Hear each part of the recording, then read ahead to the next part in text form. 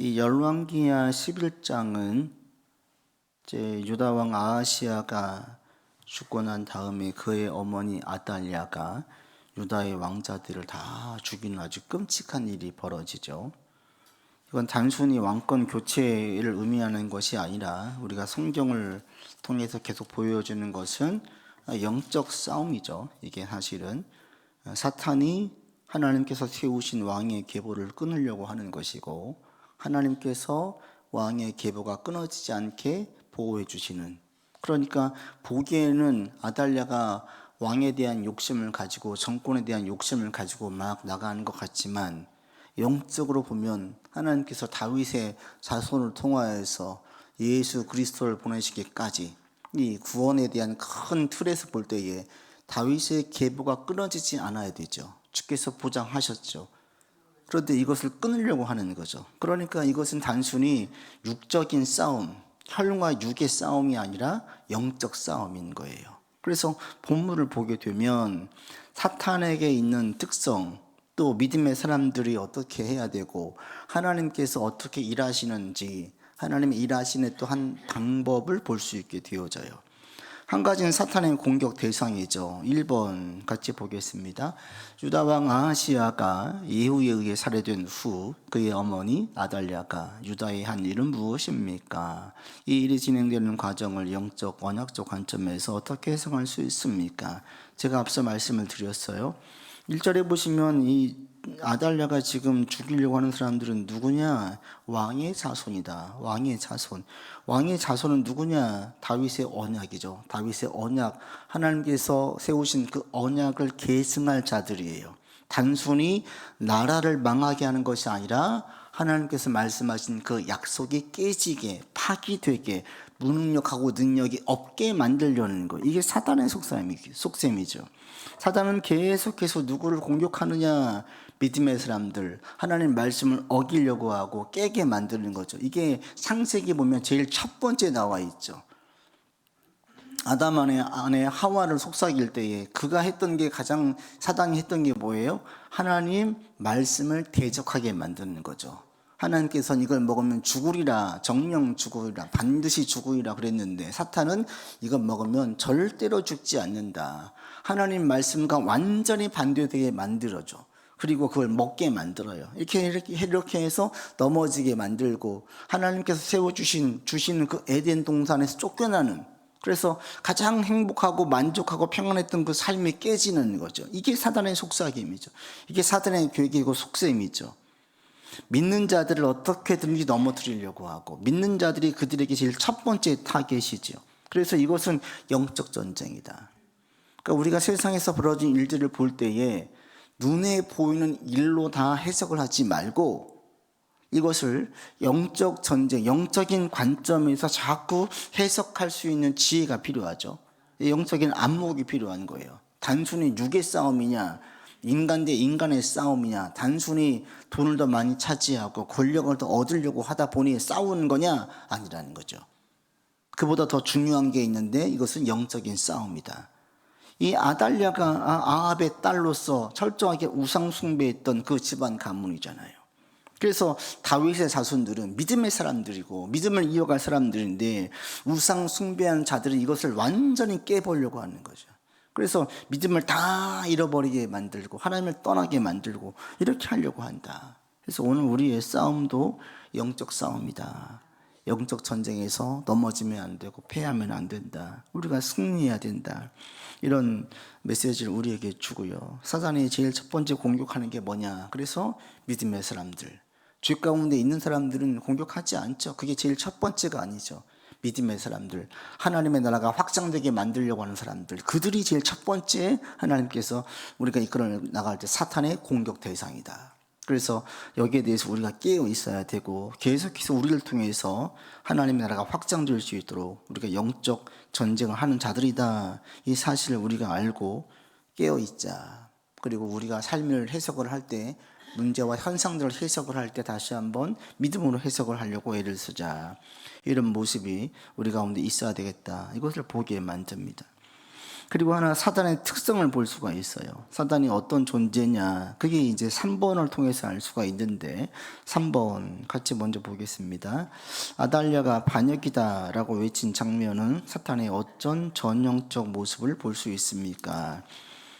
이제 요아스를 숨겼다가 6년 후에 그를 중심으로 다시 왕권을 얻지요. 그랬을 때에 아달랴가 하는 말이 이렇게 외치는 거죠. 14절 같이 읽겠습니다.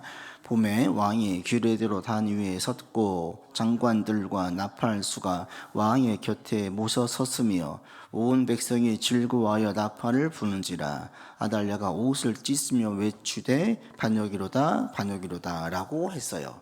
아달랴가 외친 게 뭐예요? 지금 나에 대한 반역이다 라고 얘기해요. 그런데 사실은 누가 반역한 거예요? 아달랴가 반역한 거예요. 요아스는 정당하게 왕권을 다시 세운 거고, 아달랴가 이전에 정말 반역을 해가지고 이스라엘의 유다의 그 왕자들을 전부 다 죽였잖아요. 그러니까 이게 사단의 특징이에요. 뭡니까? 거짓을 진리로 말하고 진리를 거짓이라고 말하는 거죠. 하나님 우상 하나님으로 섬기지 않아야 될 것을 하나님처럼 섬기게 숭배하게 만들어요. 절대가 아닌데 절대라고 유혹하고 절대로 착각하게 만들어요. 이게 사단의 전략이에요. 우리 가운데도 마찬가지인데 지금 이 세대에도 그래서 사단의 전략, 우리를 미혹에 빠뜨린 요소들이 아주 많지요. 그게 뭐겠습니까? 이 부분입니다. 우리가 하나님을 경배하고 하나님을 숭배한 자들인데 하나님처럼 경배하고 숭배할 것들을 올려놓는 거예요. 세상에는 하나님 못지않게 중요하다, 하나님처럼 중요하다, 자꾸 이런 것들을 부각을 시키는 거죠. 거기에 넘어지게 만드는 것들, 이것들이 바로 우리에게는 사단의 공격으로 보고 영적으로 우리를 넘어뜨리려고 미혹에 빠뜨리려고 한다는 것들을 우리가 알고 있어야 돼요. 이게 사단의 전략이다. 사단은 우리 가운데 계속해서 거짓을 진리로 바꾸고 진리를 상대적으로 만들어서 진리가 아니라고 만들어요. 그렇게 해서 온전히 진리를 쫓지 못하게 만들고 온전히 하나님만 경배하고 하나님을 높여야 되는데 하나님이 아닌 다른 것들을 경배하고 높이게 만들죠. 그래서 진리를 쫓을 때에는 그게 오히려 반역이고 거짓이고 잘못된 것이라고 이렇게 우리를 미혹에 빠뜨리려고 한다 해서 이 세대를 볼 때에 정말 잘 분별하게 해야 된다. 하나님의 뜻이 무엇인지, 하나님의 선하시고 온전하신 뜻이 무엇인지를 우리가 분명하게 분별해야 된다. 왜? 사단이 지금 계속 우리를 미혹하고 믿는 자들을 넘어뜨리고 흔들리게 하고 있기 때문에. 그래서 이 사단의 이 전략이 오늘날도 똑같죠. 그래서 아달랴가 외치는 게 반역이다라고 말하는데 사실은 자기가 반역을 했지 요아스가 반역한 게 아니죠. 이게 사단의 방법이다. 그리고 이런 가운데 하나는 이제 하나님의 일하심을 볼 수가 있습니다. 2번 같이 보겠습니다. 2번 읽겠습니다. 하나님은 왜 아달랴를 즉시 제거하지 않으시고 여호야다와 여호세바를 통해 숨기는 방식으로 역사하십니까? 2절과 3절 보시면 하나님께서 요아스를 숨겨요. 얼마 동안 숨깁니까? 3절 보면 6년을 숨겨요. 아달랴가 정말 악한 자이고 또 다윗의 계보를 잇게 만들고 요아스를 세웠으면 얼마든지 아달랴를 쳐서 그가 병에 들게 만들거나 해서 죽일 수도 있어요. 또 외세의 침략을 통해서도 어렵게 할 수도 있어요. 그런데 하나님께서는 그렇게 하지 않고 6년 동안 요아스를 숨기죠. 그러니까 숨기는 것도 하나님의 보호의 한 부분이다. 우리가 시험 당할 때쯤 피할 길을 주신다, 피하는 거예요. 이 템테이션, 시험 템테이션인데 미혹되어지고 유혹당할 때 이것을 피할 길을 예비해 주시고 보여주신다면 피하는 게 이게 하나님 보호라는 거예요. 피하는 것은 패배가 아니에요. 피하는 것은 내가 지는 게 아니죠. 하나님의 보호의 또 다른 방식이에요. 때로는 이런 것들이 우리에게 필요하죠. 두 가지 측면에서 그렇습니다. 한 가지는 신앙적으로 연약할 때 요아스가 성장해야 돼요. 아직 너무 어리죠. 그래서 우리 가운데에도 하나님께 쓰임받기 위해서 반드시 이 숨김의 시간, 피함의 시간, 아무도 주목하지 않는 광야의 시간들이 필요해요. 또는 믿음의 사람들과 함께 연합하면 필요해요. 이 좋은 예가 예수님의 어머니 마리아죠. 천사가 마리아에게 나타나가지고 네가 아이를 너가 낳을 것인데 예수라 하라 라고 얘기 듣고 엘리사벳에 대한 예언을 하니까 마리아가 어떻게 해요? 바로 아멘 한 다음에 엘리사벳 집으로 들어가요. 그리고 확인을 하죠. 정말 그 나이 드신 분이 임신을 했나. 진짜 임신을 했어요. 천사의 말이 맞았어요.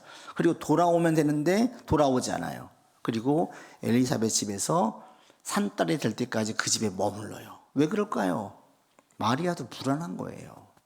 자기가 처녀의 몸으로 유대 사회에서 임신했다. 이게 어떤 의미인지를 알기 때문에 두려운 거예요. 아멘으로 순종했지만 현실적인 어려움에 대해서 자신도 알고 있는 거죠. 그래서 혼자 있기 무섭고 어려우니까 믿음의 사람 엘리사벳 집에서 함께 있으면서 같이 거기에서 자기의 신앙을 견고하게 하고 감당할 수 있을 때까지 거기서 머물렀던 거예요. 그래서 거기에서 힘을 얻고 돌아오지요. 그게 피함의 시간입니다.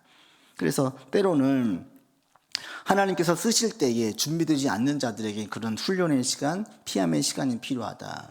그래서 우리 교회에도 이제 그런 분들이 있어요. 때로는 그래서 그분들이 아버지께서 연단을 그 훈련시키시는 그 과정 중에 있는 분들이 있는데 주님께서 그들 가운데 쓰시기 전까지 숨어 있어야 되고 피해야 되고 이런 시간들도 필요합니다.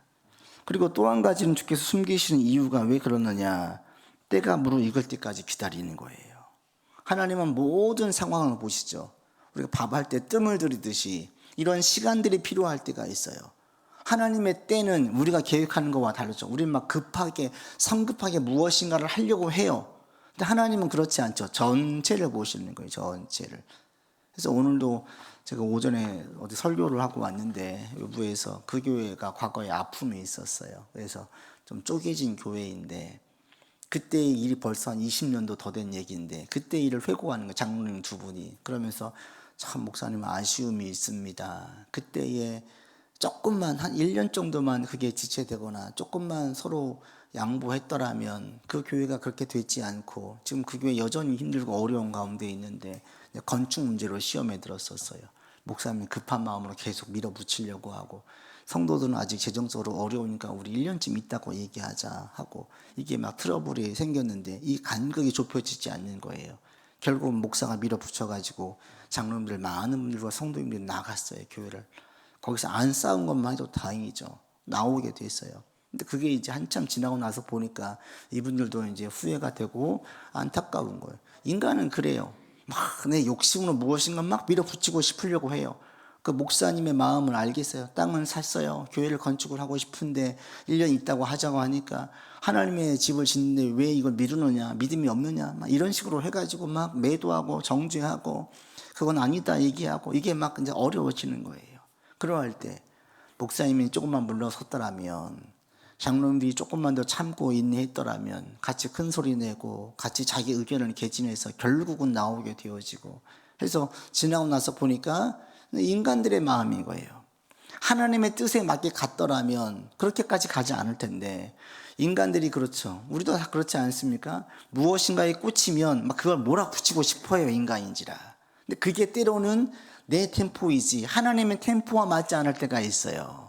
근데 우리에게도 저도 마찬가지고 이것들을 참 조절하는 게 우리에게 필요하다. 그래서 때로는 하나님의 때가 무르익을 때까지 내가 참을 줄도 알아야 되고 더 용납할 줄도 알아야 되고 조금 더 기다릴 줄도 알아야 된다. 그래서 하나님께서는 지금 무르익을 때까지를 기다리는 거예요.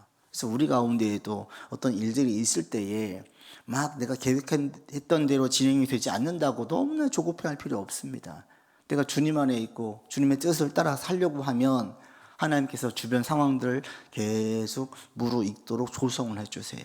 그러다가 주님의 때가 되어지면 그때 쓰시고 그때 역사를 보여주십니다. 그러니까 조급해하지 말고 조급한 마음이 들수록 자꾸 그 마음을 내려놓고 하나님께 의지하고 주님의 선하심을 고백하고 그리고 주께서 일하고 계심을 확신하면서 주님의 때에 주께서 보여주실 것입니다. 이런 고백을 하면서 그 시기를 피할 수 있는, 숨을 수 있는, 좀 기다릴 수 있는 우리가 되기를 바랍니다.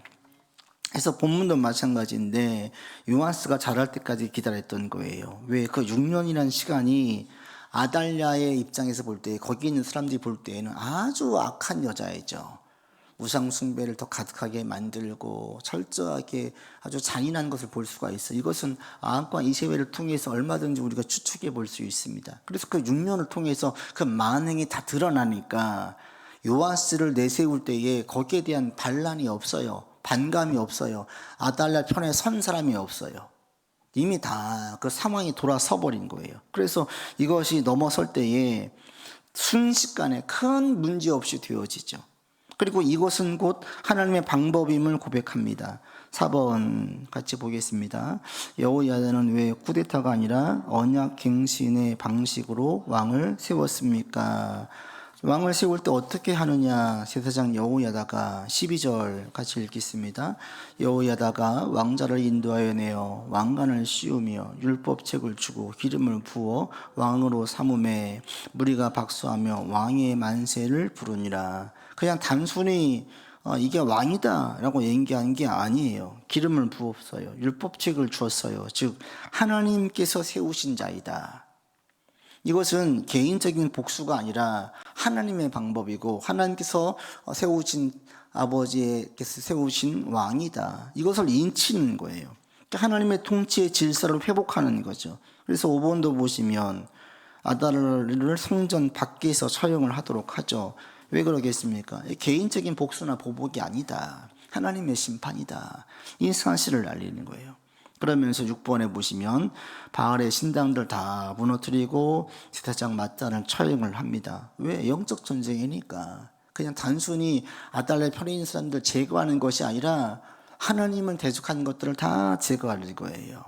그렇게 해서 이것이 단순히 개인적인 복수나 보복이 아니라 하나님의 심판이고, 요아스를 왕으로 세우는 것은 언약의 갱신이고 하나님의 뜻이라는 것을 천명하는 거예요.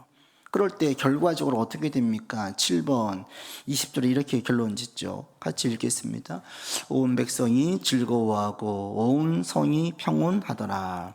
아달랴를 무리가 왕궁에서 칼로 죽였더라. 이렇게 되는 거예요.